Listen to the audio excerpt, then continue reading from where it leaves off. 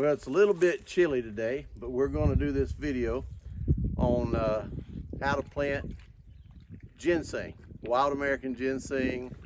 Obviously, you can't call it wild American if you're actually planting it. It has to be dug up in the wild and not planted by humans like we're doing it today. But even though we're doing it like we're doing it today, it's exactly the same thing as American wild ginseng. These seeds that I'm going to be planting today are from American wild ginseng. We're going to plant them in their native environment so they have the exact same conditions, natural conditions, as your typical wild American ginseng. So stay tuned for this tutorial on how to plant American wild ginseng in its natural environment.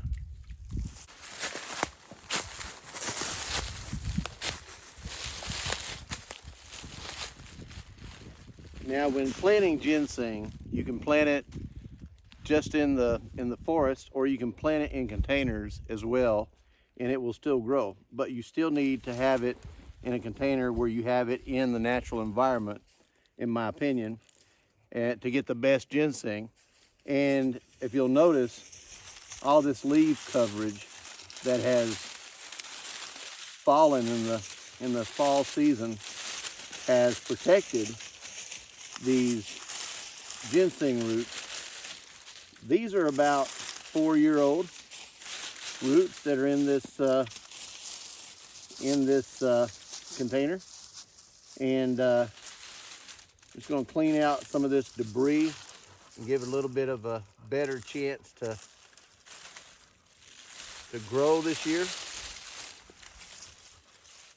And got several sprouts already coming out from the roots, and there's quite a few roots in this particular container. Now,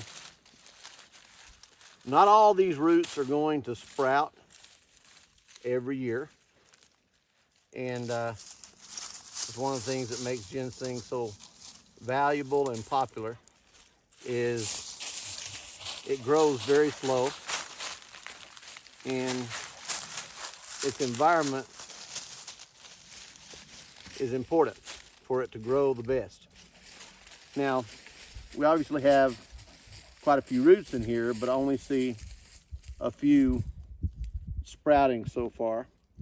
And these are very beautiful little ginseng tops coming out.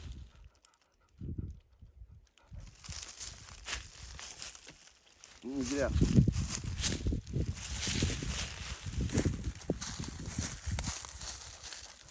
You need to make sure that their environment is conducive to what nature has bred this plant to live in. One of those criteria is it needs shade. It needs to have a place where it has consistent shade. You don't want it in consistent sunlight. You don't want to plant them out in the open, and you want to make sure you have plenty of shade. You can see I have shade here. This is under a grove of maples to where they can thrive, and again, roots stay in dormancy sometimes for several years, and then they'll start sprouting again. That's what makes them so popular and so valuable, is the roots grow so slow in the wild. So these are in a container. I will be replanting these into the forest actually in about 8-9 months. I'm going to do it this fall season prior to the winter months kicking in. So we'll do that on another video, and we'll enjoy that video together. So anyway, this is what a young sprout of the ginseng coming up looks like, and I'm sure that is going to be some good healthy ginseng. Now, I have ginseng planted in other containers here as well. Again, this ginseng is about right around 4 years old.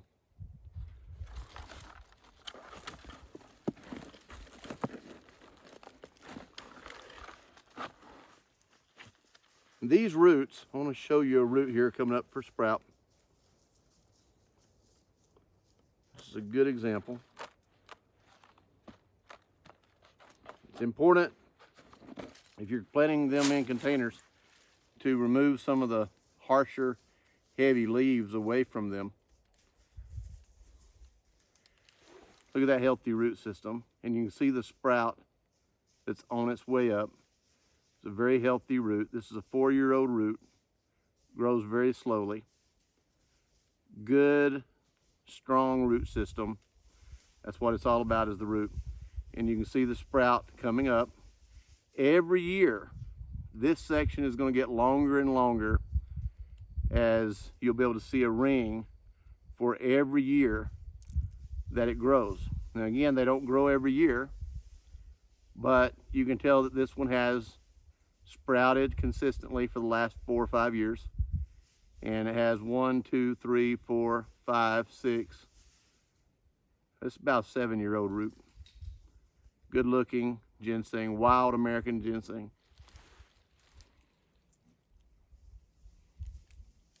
Just gonna put it back down in the dirt here. And we're gonna let it do its thing for this year. That one will be happy. And now, one of the things you want to be careful with is the type of leaves that it is under. So you don't want to plant it in a white oak forest. I have a lot of white oaks here on the property, a lot. And most of the maples that I have are near water. But I don't want these to be planted when I put them into the forest. I don't want them to be planted into a wet area. I want it to be a well-drained area, and I don't want it to be under white oaks. White oaks has very thick leaves, and it's very difficult for these young plants every year to push their way out of those white oak leaves. Those white oak leaves are very, very, very tough. And so if I can give any advice at all, stay in areas that do not have white oak. Make sure it's either poplars or even hickory could be fine, because they have small pin needle leaves. And then also I find that that you can plant it under just any kind of maple. It doesn't have to be sugar maple, but sugar maple's a good leaf. It's a very soft leaf. In this particular setting right here, we have a lot of maples and a lot of maple leaves that are falling, and also poplar leaves. That's a poplar leaf, and you can see it's just a very soft leaf. And there's a maple leaf right there, as you can see from last fall. And the maple leaves are just paper thin, thin, thin. So these plants will have a better shot at living and surviving if you put them in a maple area. You want to make sure that again, they're not getting all that full sun, and a south slope is going to give them sun all winter long as well as summer. And when the winter months are around, the sun is in the southern solstice, so that southern side of the mountain is going to get sun all year long. The northern side of the mountain is not going to get sun because the mountain will block it off. It will shadow it off because of the sun being down in the southern solstice. So the northern side is the optimal area to plant on the north side of the hill, because in the winter months you want it to go through stratification. And cold stratification is important for ginseng seeds. Ginseng seeds have to literally go through two winters before they can germinate properly. So that's why it's so rare for you to find ginseng in the wild, because it actually has to go through 2 winters of cold stratification before it will germinate properly.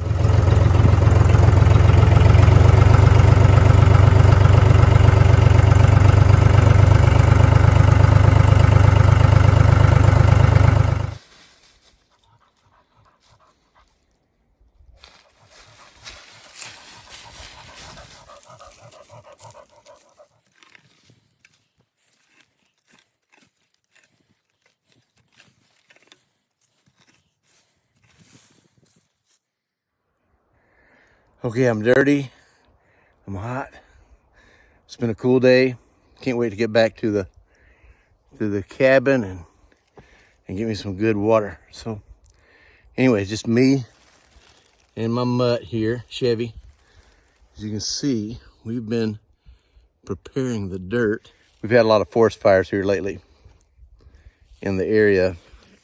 A lot of smoke's been in the air and it's got my throat scratchy. So anyway, you can see all the different areas I have up through here around some maples, which is perfect. And what am I planting? Let me show you what I'm planting. I have some of the best looking. Let me turn my camera around here where you can see. Hold on. Okay. These are some sprouted, ready to go. So you can still see a little moisture in the bag. These are ginseng seeds. So you can see here, got dirty fingernails. I've been working on the dirt.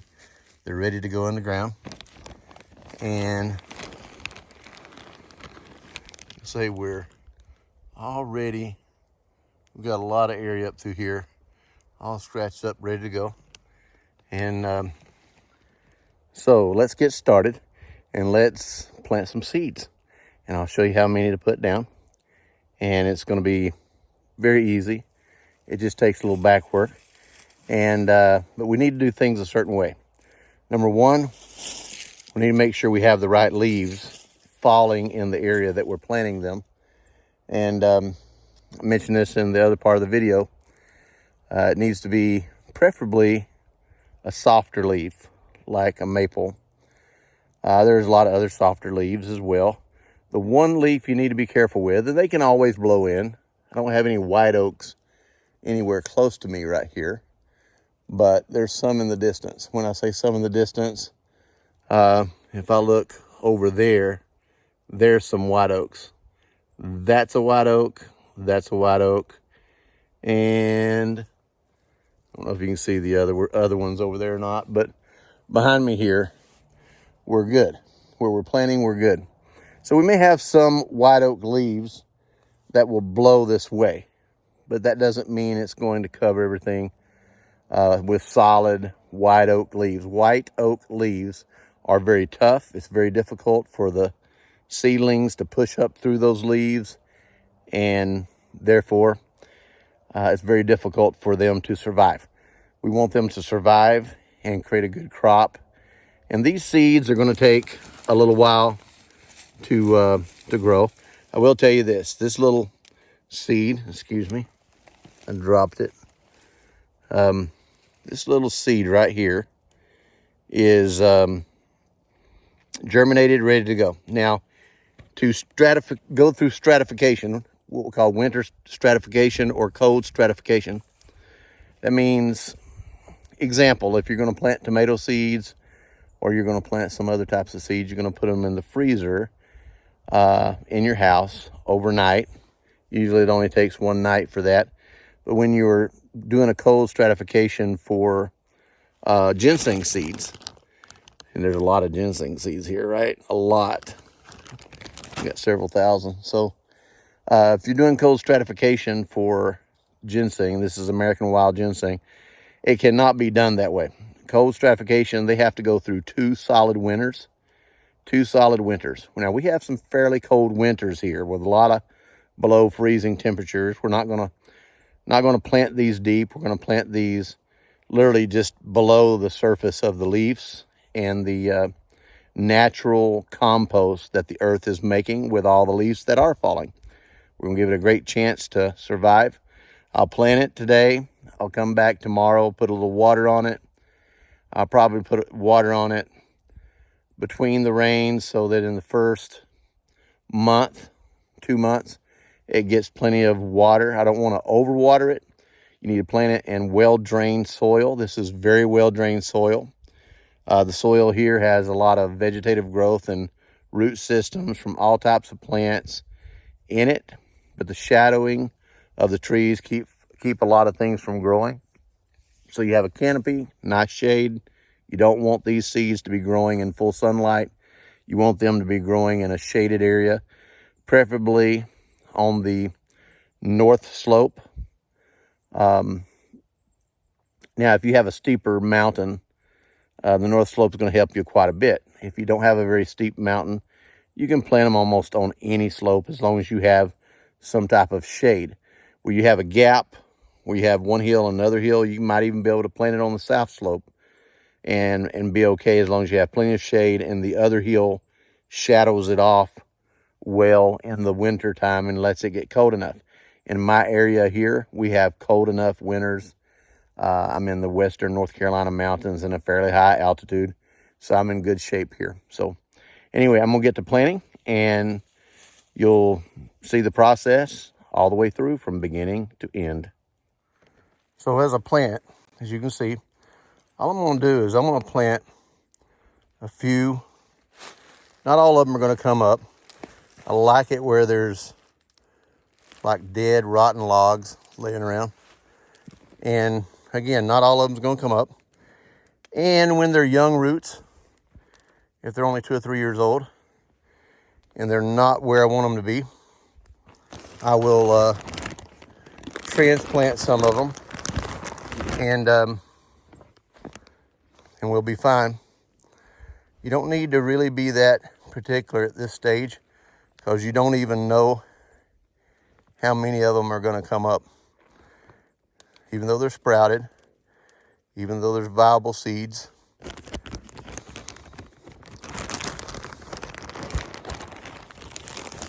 we're going to plant this area, and yes, we'll come back in here and keep up with it, and we'll even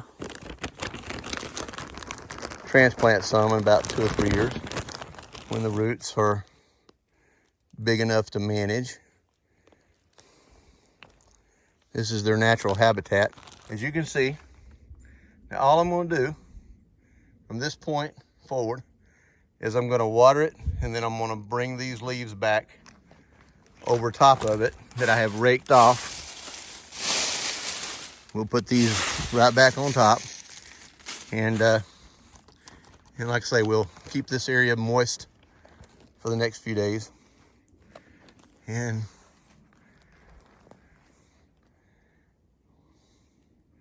I'll let you know how it goes. Okay, one more quick note. So what I've done is I've taken my rake, covered everything back over with leaves. You really can't even tell I've been here. If you saw this, you'd think a turkey had been scratching. And it's about the same kind of sign they leave. And that's fine, it'll all settle out in the next rain. Whew! We got a lot of seed planted today. Now, the predators, there's going to be a few seeds that'll get gone just because of predators. Birds may find a few. Moles may find a few. But your number one predator, if you're going to plant American wild ginseng, that you need to be careful with is thieves. There's people that will literally go through your property, especially if they know you have a good enough sized piece of property. They'll go through your property looking for ginseng. And if they see a patch of ginseng growing, they can wipe out your entire crop pretty quick.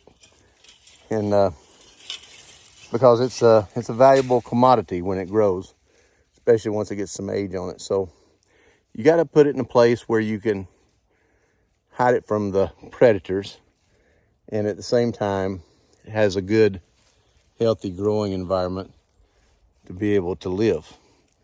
And right here we have just that, the perfect growing environment.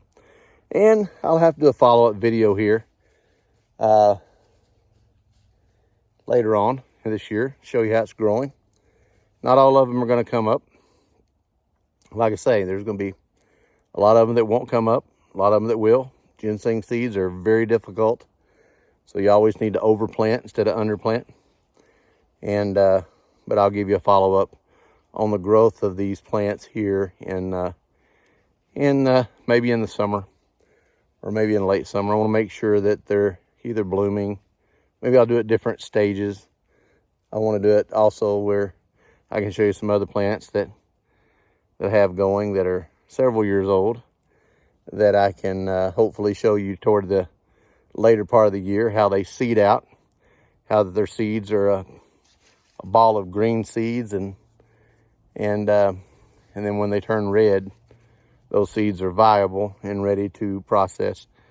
Get to that point where you can take them through fermentation and stratification.